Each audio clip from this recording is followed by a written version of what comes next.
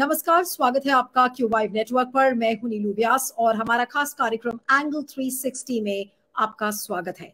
आज बात करते हैं राज्य मणिपुर की। 1 महीने से ज्यादा हो गया, इनफैक्ट 1.5 महीने हो चुके हैं और मणिपुर जल रहा है। क्यों? क्योंकि जो वहां पर कुकी जो एथनिक कम्युनिटी है और मेतीज जो कि डोमिनेंट कम्युनिटी है वहां की, करीब 53% जो पॉपुलेशन का हिस्सा है वो मेतीज का है और कुकी कुछ 16 जो प्रतिशत जो जनसंख्या है उसमें कुकीज और जो ट्राइब्स भी आती हैं। इनके बीच में क्लैशेस हुए हैं, इनके बीच में काफी हिंसा हुई है, इसलिए क्योंकि मेती को जो मणिपुर हाई कोर्ट है उसने कहा था कि मणिपुर की जो राज्य सरकार है उसको एसटी स्टेटस के लिए रेकमेंड किया जाए। जो मेतीज को डिमांड है एसटी स्टेटस देने की, उसी को लेकर ये सारा बवाल था। उसके बाद जाहिर सी बात है कि जो इकोनॉमिक बेनिफिट्स हैं कि जो गवर्नमेंट जॉब्स में, शिक्षा के क्षेत्र में जो कोटाज होना चाहिए, उसको लेकर ये सारा बवाल है। लेकिन इसके अलावा भी बहुत सारे कारण हैं, जैसे कि अफीम और गांजे की खेती को लेकर, बॉर्डर राज्य है और जो म्यांमार में जिस तरीके से जो म्यांमार में इस समय जो हालत है, वहां पर जो मिलिट्री जनता का रूल है उसका क्या असर है, बहुत सारा इन्फ्लक्स हो रहा है इस समय।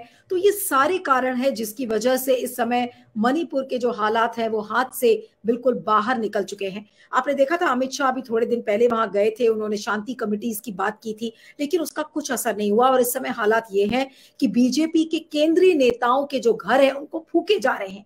यानी कि कहीं ना कहीं मणिपुर की जनता को और खासकर जो मेतीज और जो कुकी कम्युनिटीज के बीच का जो एक ट्रस्ट है, जो एक विश्वास है केंद्र सरकार में और राज्य सरकारों में, वो विश्वास खत्म हो चुका है। जितने भी इंटेलेक्चुअल से मेरी बातचीत हो रही है, एक नहीं अनेकों प्लेटफॉर्म्स पर हम मणिपुर को लेकर चर्चा करते रहे हैं और जितने भी प्लेटफॉर्म्स हैं उनका ये कहना है कि वहां पर हालात इस समय ऐसे हैं जैसे लेबनान, सीरिया में होता है कि कभी भी कोई आए और आपको मार कर निकल जाए, और कोई नेता, कोई सरकार ऐसा लग रहा है कि वहां मणिपुर में मौजूद ही नहीं है। अब ऐसे में आप क्या कहेंगे कि वहां की सरकार क्या कर रही है? अमित शाह वहां पर गए थे, उन्होंने रैपिड एक्शन फोर्स लगा दिया, आर्मी लगा दी और जवान्स को तैनात कर दिया गया, लेकिन वहां पर दिलों को कैसे जीता जाएगा, ये एक बहुत बड़ा चैलेंज है। सबसे कठिन सवाल और जो सबसे डिस्टर्ब करने वाला सवाल है कि हमारे प्रधानमंत्री नरेंद्र मोदी अभी एक भी लफ्ज उन्होंने मणिपुर पर नहीं कहा है। लेकिन जब मणिपुर में सरकार बनी थी और उसके पहले भी उन्होंने मणिपुर में शांति के ऊपर तमाम कसीदे जड़े थे। एक उसकी मिसाल आपको सुनाती हूँ, आइए सुनते हैं कि क्या कुछ कहा है नरेंद्र मोदी ने मणिपुर की शांति को लेकर। आइए सुनते हैं और फिर प्रधानमंत्री का दोगलापन आपको नजर आएगा। आइए सुनते हैं क्या कहा उन्होंने। मणिपुर के आने वाले 25 साल को निर्धारित करने वाले हैं। स्टेबिलिटी और पीस का जो प्रोसेस इन 5 सालों में शुरू हुआ है, उसको अब हमें परमानेंट बनाना है।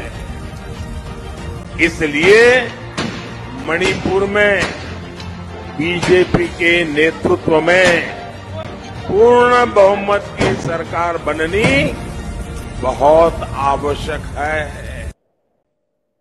ये आपने सुना कि क्या कहा, लेकिन मणिपुर की सरकार बनने के बाद ऐसा लग रहा है कि प्रधानमंत्री नरेंद्र मोदी मणिपुर को भूल चुके हैं।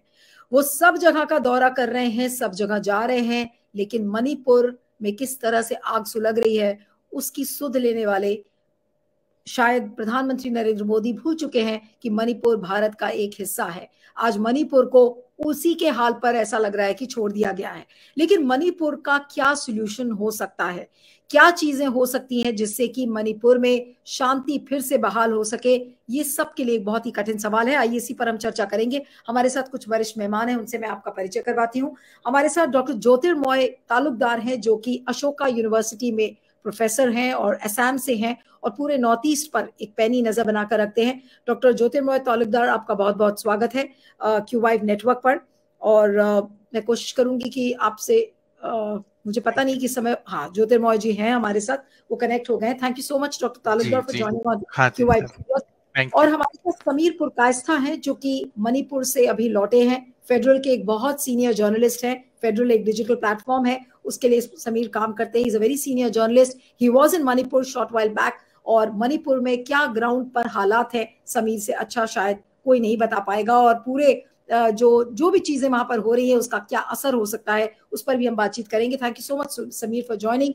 और मुझे उम्मीद है कि प्रोफेसर अपूर्वानंद जो दिल्ली यूनिवर्सिटी से हैं और एक्टिविस्ट हैं, पॉलिटिकल कमेंटेटर है, वो भी हमें ज्वाइन करेंगे थोड़ी देर में, तो मैं उनसे भी इस चर्चा को आगे बढ़ाऊंगी। लेकिन मैं शुरुआत करूंगी समीर से।